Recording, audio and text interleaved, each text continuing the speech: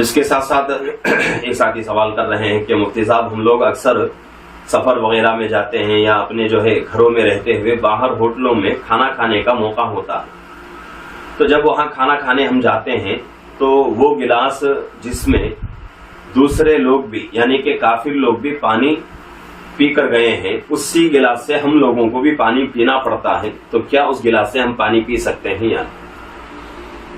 تو یہ جو ہے مسئلہ کوئی لمبا چوڑا مسئلہ نہیں ہے.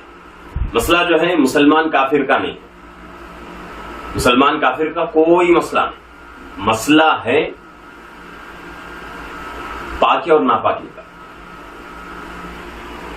کہ آدمی کسی بھی مذہب سے اس کا تعلق ہو، چاہے مسلمان ہی کیوں نہ ہو، اگر شراب پی کر آ کر گلاس سے پانی پیتا ہے اور اس گلاس سے ہم فوراً جو ہے پانی پیے، تو یہ جو ہے اچھی بات نہیں ہے. اس گلاس کو اچھی طریقے سے صاف کرنا پڑے گا، اس کے بعد ہم کو پانی پینا پڑے گا.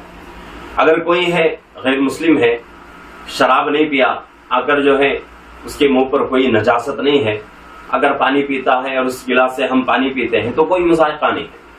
اصل مسئلہ مسلم اور غیر مسلم کا نہیں ہے، مسئلہ جو ہے اصل میں وہ ہے نجاست اور پاکی کا.